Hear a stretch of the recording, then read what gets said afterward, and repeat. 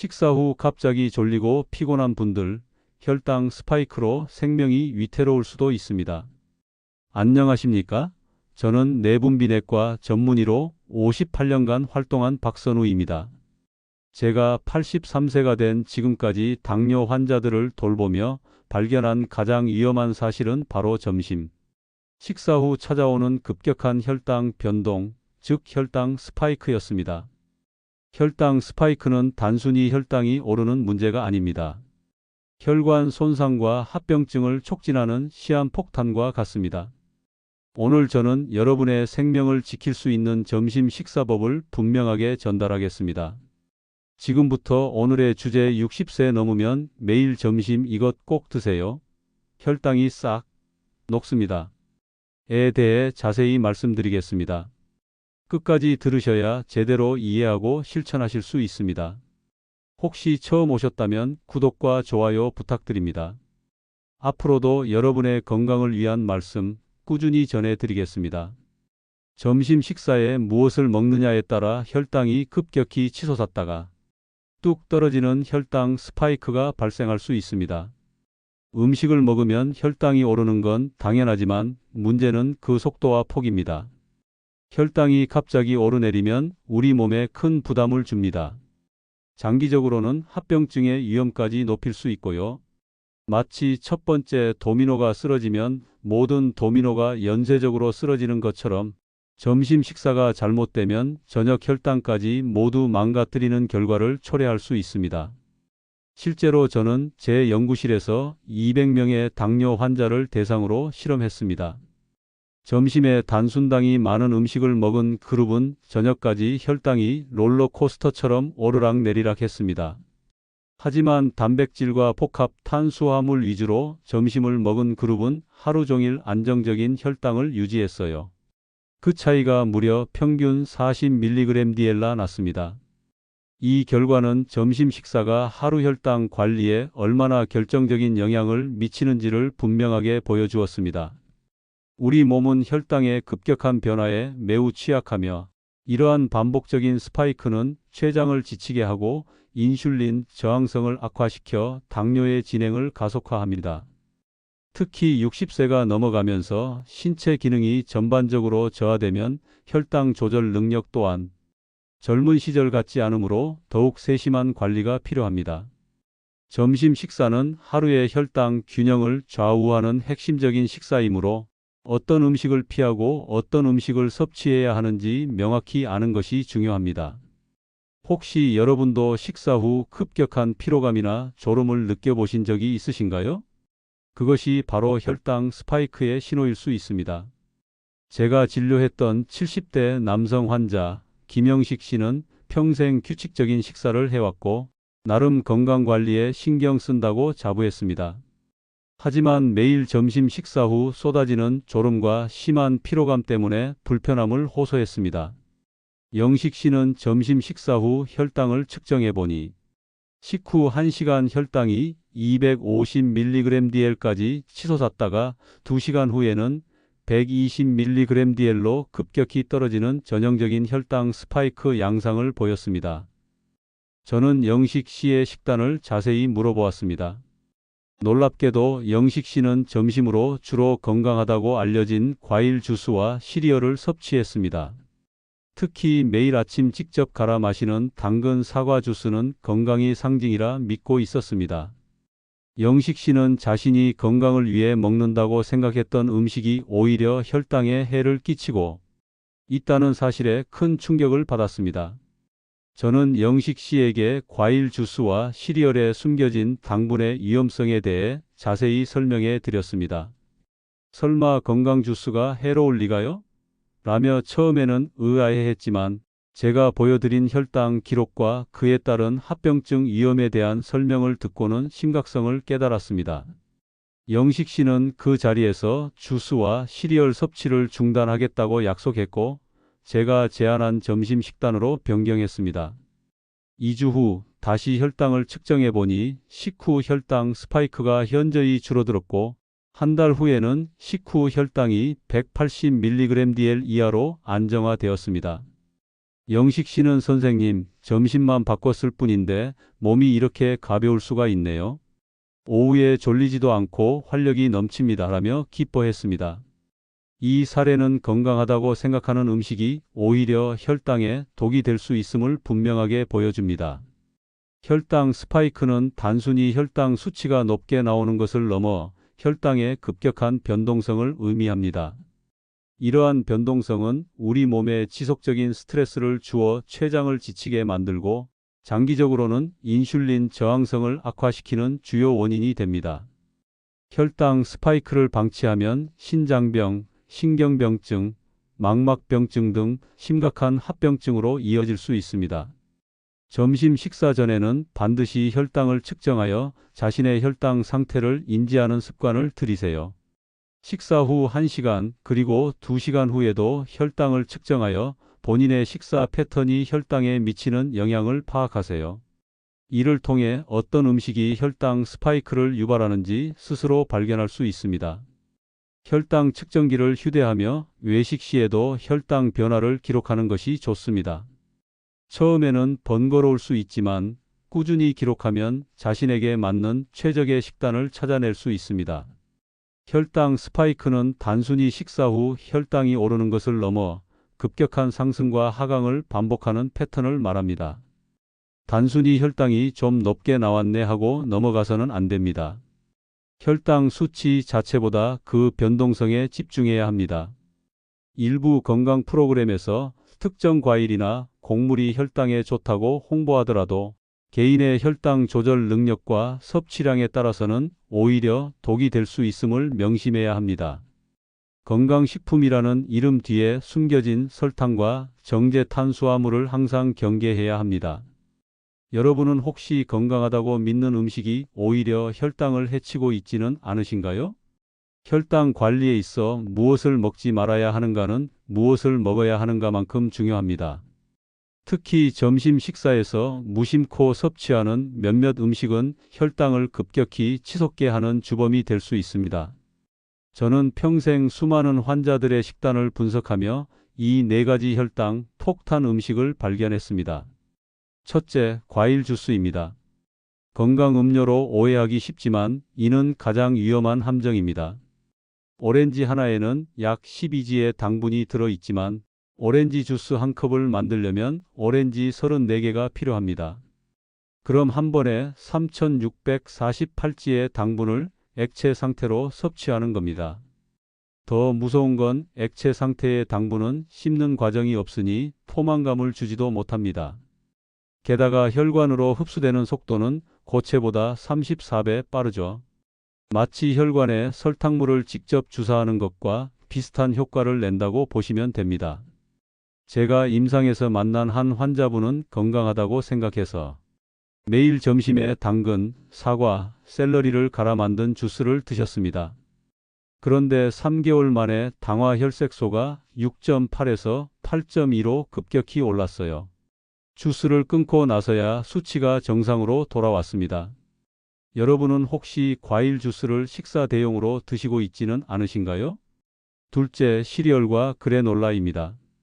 점심의 시리얼, 특히 콘플레이크나 초콜릿 시리얼은 당뇨 환자에게는 독과 같습니다. 시리얼 한 그릇 약 30g에는 보통 1525g의 설탕이 들어 있어요. 여기에 우유까지 부으면 유당까지 추가되어 총 당분이 30g를 넘어갑니다. 더욱 교묘한 것은 건강식품처럼 포장된 그래놀라입니다. 견과류와 오트밀로 만든 건강한 점심 식사라고 광고하지만 실제로는 꿀, 메이플 시럽, 갈색 설탕으로 범벅된 당분 덩어리예요.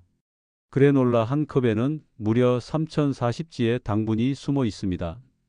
한 번은 60대 여성 환자 박미선 씨가 선생님, 저는 건강하게 먹는데 왜 혈당이 안 잡혀요? 라고 하시길래 식단을 물어봤더니 매일 점심에 유기농 그래놀라를 드시고 계셨어요. 그걸 중단하고 2주 만에 공복 혈당이 140에서 110으로 떨어졌습니다. 여러분은 혹시 건강한 시리얼이나 그래놀라를 드시면서 안심하고 계신가요? 셋째, 빵 종류입니다. 점심에 편의점에서 사 먹는 크루아상, 단팥빵, 초콜릿빵은 말할 것도 없습니다. 집에서 만드는 잼 발린 토스트도 마찬가지로 위험해요. 식빵 자체가 이미 혈당 지수가 높은 음식인데 여기에 잼까지 발라 먹으면 혈당이 급격히 치솟습니다.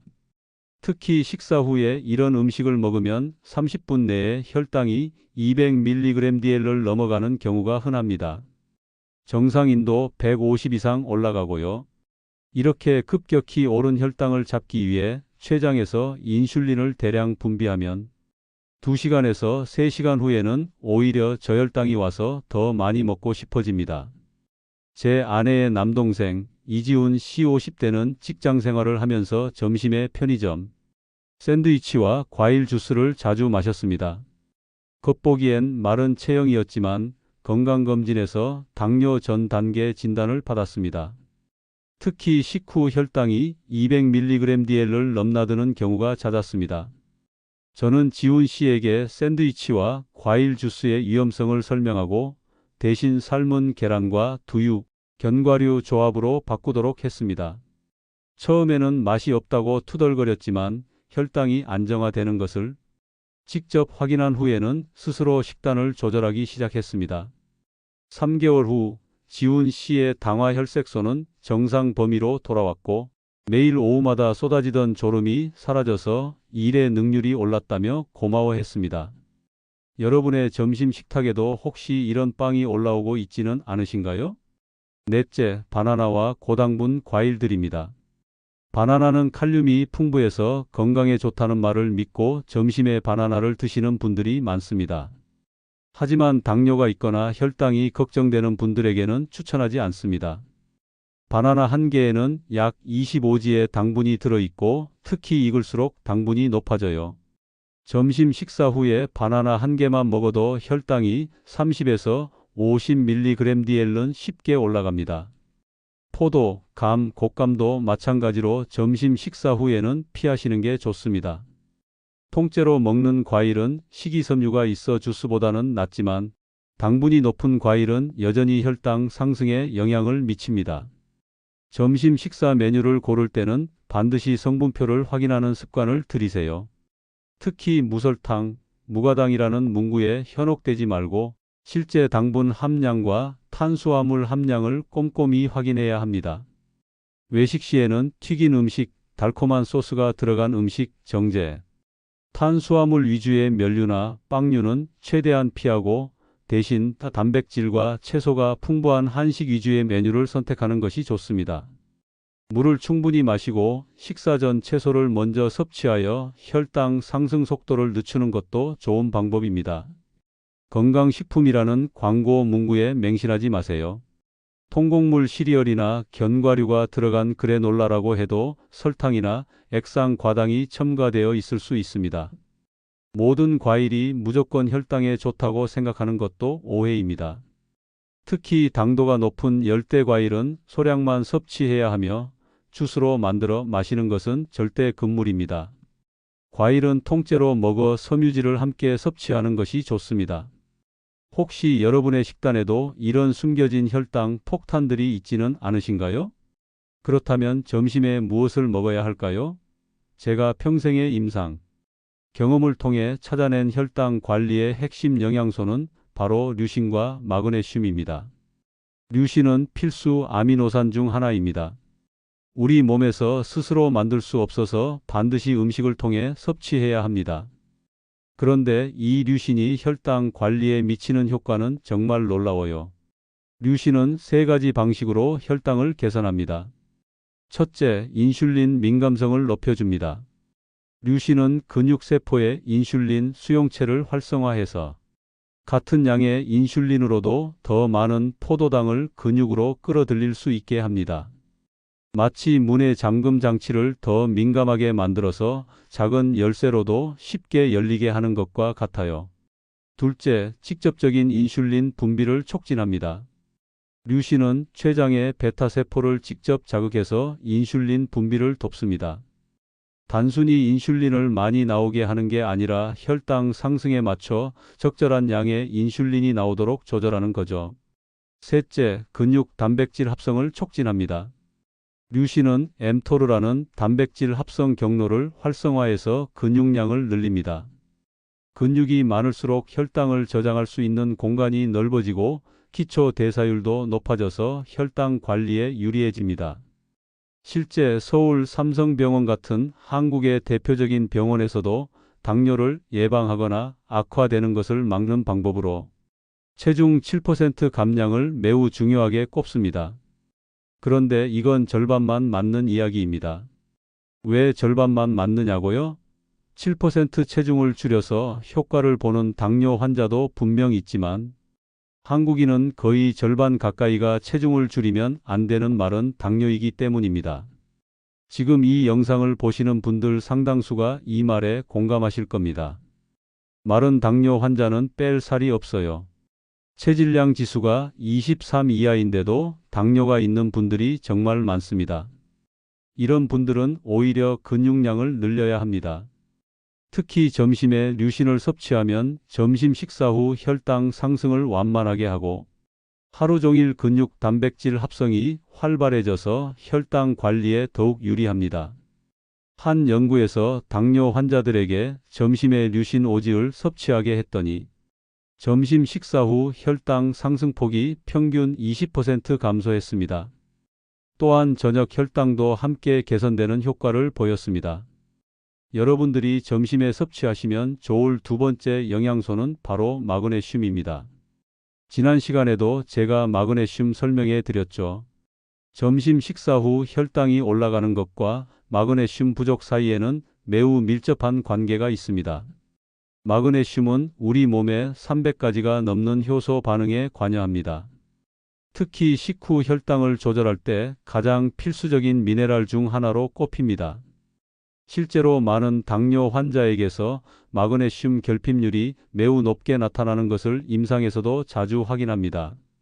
마그네슘은 인슐린 신호 전달 과정에서 핵심적인 역할을 합니다. 인슐린이 세포 표면의 수용체에 결합한 후 세포 내부로 신호를 전달하는 과정에서 마그네슘이 필수적인 보조인자로 작용해요. 마그네슘이 부족하면 인슐린이 있어도 제대로 작동하지 못합니다. 또한 마그네슘은 포도당이 근육과 간에 저장되는 과정에서도 중요한 역할을 합니다. 포도당을 글리코겐으로 변환시키는 효소들이 마그네슘을 필요로 하거든요. 그래서 마그네슘이 충분하면 식후 혈당 상승이 완만해지고 부족하면 혈당이 급격히 올라갑니다. 제가 진료실에서 만난 50대 남성 환자 박민철 씨는 키 175cm의 몸무게 63kg으로 겉보기에는 마른 체형이었지만 당화 혈색소가 7.8%에 달하는 마른 당뇨 환자였습니다. 살을 빼라고 조언하는 것이 의미 없었기에 저는 민철 씨에게 점심마다 두부 반 모를 포함한 고단백 식사를 꾸준히 하도록 권했습니다. 두부는 류신 함량이 높고 소화 흡수가 용이하여 마른 당뇨 환자에게 특히 효과적입니다. 3개월 후 민철 씨의 당화 혈색소는 6.2%로 뚝 떨어졌고 체중은 오히려 2kg 늘었음에도 혈당은 훨씬 좋아졌습니다. 민철 씨는 선생님, 저는 살이 더 찌면 안 되는 줄 알았는데 오히려 근육이 늘고 혈당이 좋아지니 신기합니다 라며 놀라워했습니다. 이 사례는 마른 당뇨 환자에게 체중 감량보다 근육량 증가가 훨씬 중요하다는 것을 보여줍니다. 혹시 여러분 중에도 마른 체형인데 혈당이 높아 고민인 분들이 계신가요? 또 다른 환자로 70대 여성 환자 정희숙 씨는 매일 점심 식사 후 혈당이 20만 210mg/dl 사이를 왔다 갔다 했습니다. 희숙 씨는 식사 조절도 나름 열심히 했지만 혈당이 개선되지 않아 지쳐 있었습니다. 제가 혈액 검사를 통해 마그네슘 수치를 확인해 보니 정상 범위 하한선에 가까웠습니다. 저는 희숙 씨에게 마그네슘 보충 제마그네슘 글리시네이트 형태를 하루 200mg씩 점심 식사와 함께 복용하도록 권했습니다. 2주 만에 희숙 씨의 식후 혈당은 180mg/dl대로 떨어졌고 한 달 후에는 150mg/dl 이하로 안정화되었습니다. 희숙 씨는 마그네슘 하나 바꿨을 뿐인데 이렇게 효과가 좋을 줄 몰랐어요. 몸도 훨씬 가벼워진 것 같습니다라며 기뻐했습니다. 류신이 풍부한 음식으로는 소고기, 닭가슴살, 계란, 두부, 콩류, 유제품 등이 있습니다. 마그네슘이 풍부한 음식으로는 시금치, 아몬드, 호두, 아보카도, 다크 초콜릿, 통곡물 등이 있습니다. 점심 식사 시 이 두 가지 영양소를 충분히 섭취할 수 있도록 식단을 구성하세요. 음식만으로 섭취가 어렵다면 의사와 상담 후 류신과 마그네슘 보충제를 고려해 볼 수 있습니다.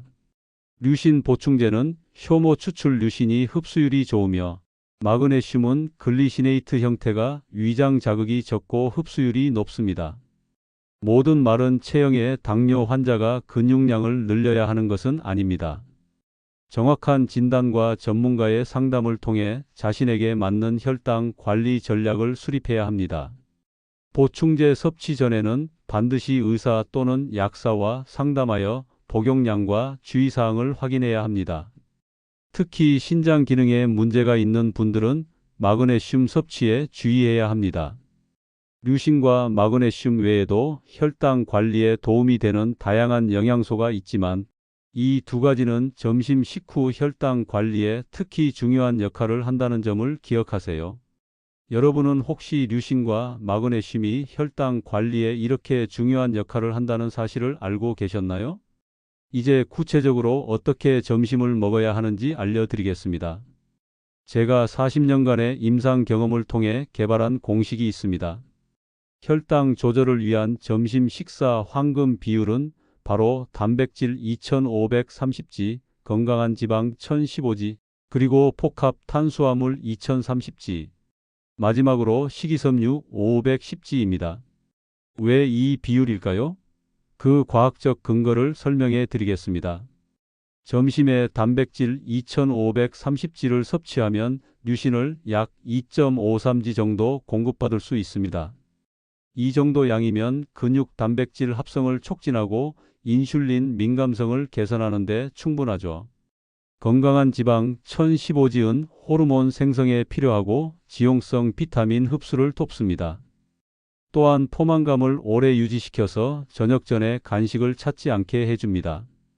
복합 탄수화물 2030지은 뇌와 근육에 필요한 에너지를 공급하면서도 혈당 상승을 완만하게 합니다.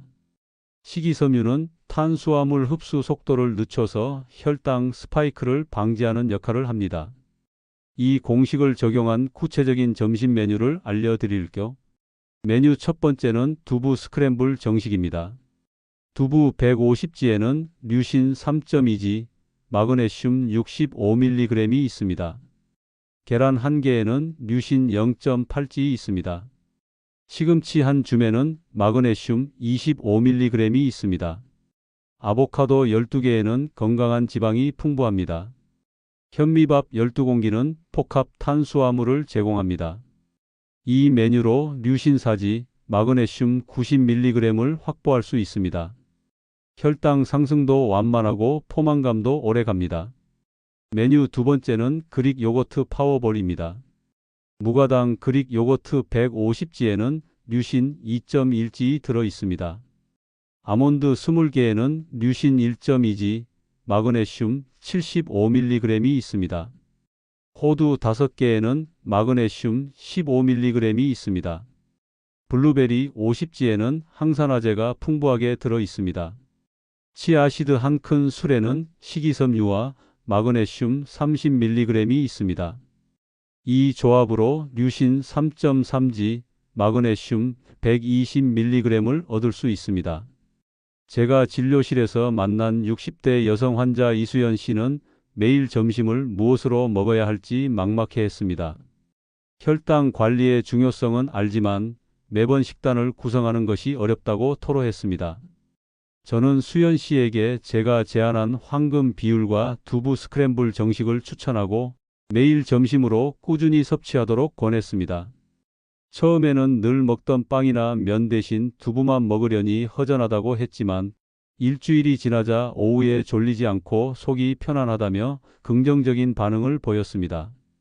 2개월 후 수연 씨의 당화 혈색소는 0.5% 감소했고 식후 혈당은 평균 30mg/dl 이상 개선되었습니다. 수연 씨는 점심 식사가 이렇게 몸을 바꿀 줄 몰랐다. 이제는 두부 스크램블이 없으면 허전하다며 웃었습니다. 시간대별 섭취 전략도 중요합니다. 점심 식사 시간도 중요합니다. 식사 시간을 규칙적으로 지키는 것이 좋습니다. 너무 늦게 먹거나 거르는 것은 혈당 관리에 좋지 않습니다. 또한 점심 식사를 거르는 것은 절대 금물입니다. 한 연구에서 당뇨 환자가 점심을 거르면 저녁 식후 혈당이 평균 3040mg/dl 더 높게 올라간다는 결과가 나왔습니다. 외식할 때 현명한 선택법도 알려드릴게요. 직장인이나 외식을 자주 하시는 분들을 위해 점심 외식 시 어떻게 해야 하는지도 알려드릴게요. 편의점에서 가능한 조합입니다. 삶은 계란 2개, 두유, 견과류를 드시거나 그릭 요거트, 견과류, 치즈 조합 또는 닭 가슴살 샐러드와 아몬드를 드시면 됩니다. 카페에서 주문할 때는 아메리카노와 단백질 박스 계란, 치즈, 견과류를 드시면 됩니다. 또는 무가당 라떼와 견과류, 머핀 설탕 적은 것을 드시면 됩니다. 절대 피해야 할 편의점 음식도 있습니다. 삼각김밥과 바나나 우유, 단팥빵과 초콜릿 우유, 샌드위치와 과일 주스입니다. 추가로 음식만으로 충분한 류신과 마그네슘을 섭취하기 어려운 분들을 위해 보충제 정보도 드릴게요. 류신 보충제 선택법은 효모에서 추출한 류신이 가장 흡수율이 좋습니다. 하루 35지 정도 섭취하시면 되고 점심 식전이나 식사와 함께 드시면 됩니다.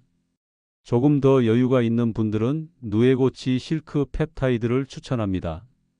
실크 펩타이드는 류신 함량이 높을 뿐만 아니라 간 기능 개선에도 도움이 되어 혈당 관리에 더욱 효과적입니다. 마그네슘 보충제의 종류별 특성도 중요합니다. 마그네슘도 종류가 여러 가지예요. 마그네슘 글리시네이트는 흡수율이 가장 좋고 위장 자극이 적습니다. 마그네슘 시트레이트는 가격이 저렴한 편이고 마그네슘 옥사이드는 변비가 있는 분들에게 좋습니다. 하루 20만 400mg 정도 섭취하시면 되는데 한 번에 많이 먹으면 설사할 수 있으니 점심 저녁으로 나누어 드시는 것이 좋습니다. 연령대별 맞춤 전략도 알려드릴게요. 40대에서 50대는 근육량 유지가 핵심입니다.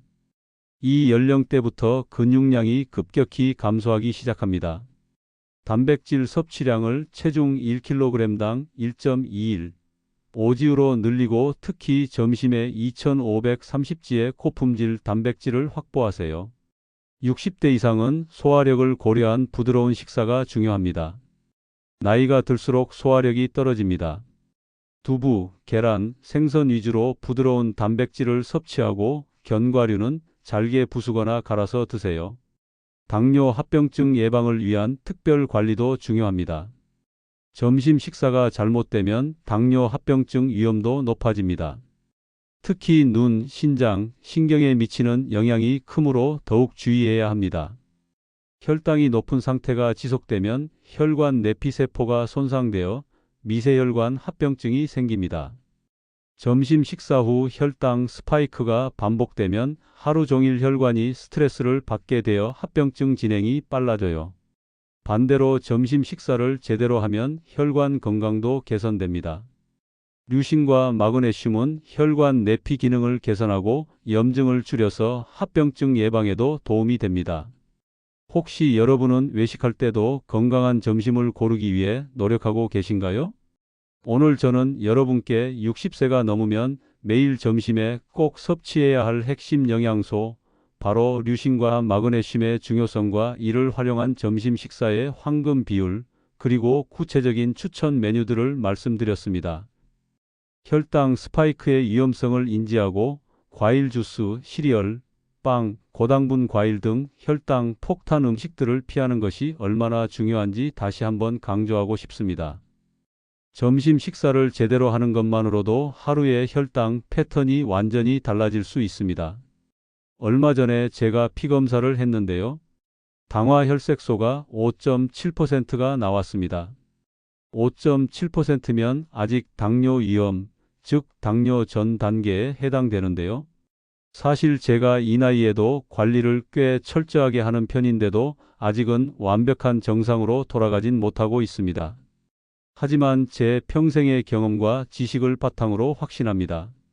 제가 몇 달 안에 더 철저하게 관리해서 이 수치를 더 줄여서 완전한 정상으로 돌아가는 모습을 여러분께 직접 증명해서 보여드리겠습니다. 특히 점심 식사를 제대로 하는 것만으로도 하루의 혈당 패턴이 완전히 달라집니다. 저는 지금 매일 점심에 두부 100집과 견과류 한 줌, 그리고 현미밥 반 공기로 구성된 식사를 하고 있습니다. 3개월 후 검사에서 얼마나 개선되는지 여러분께 보고 드리겠습니다. 제가 이 영상을 통해 알려드린 방법 그대로 따라하시면 여러분들도 충분히 가능합니다. 점심이 달라지면 하루가 달라지고 하루가 달라지면 인생이 달라집니다. 당뇨는 완치되지 않는다고 하지만 적절한 관리만 있다면 충분히 정상인과 똑같은 삶을 살 수 있습니다. 그 시작이 바로 올바른 점심 식사입니다. 내일 점심부터 제가 알려드린 방법을 당장 실천해 보세요. 단 2주만 제대로 해보셔도 몸에 놀라운 변화를 느끼실 수 있을 겁니다. 건강한 점심 식사로 당뇨 없는 활기찬 삶을 되찾으시길 진심으로 바랍니다. 다음 영상에서는 당뇨 환자들이 쉽게 간과하는 수분 섭취의 중요성과 올바른 운동 습관에 대해 더욱 심도 깊은 이야기를 나눠보겠습니다. 혹시 여러분도 오늘 제가 말씀드린 혈당 폭탄 음식을 즐겨 드셨던 경험이 있으신가요? 이 영상을 누구에게 공유하고 싶으신가요? 오늘 어떤 한 가지를 바꿔보시겠습니까? 댓글로 여러분의 경험과 다짐을 공유해 주세요. 이 영상이 도움이 되었다면 구독과 좋아요 부탁드립니다. 그리고 주변에 당뇨로 고생하는 분들에게 꼭 공유 부탁드립니다.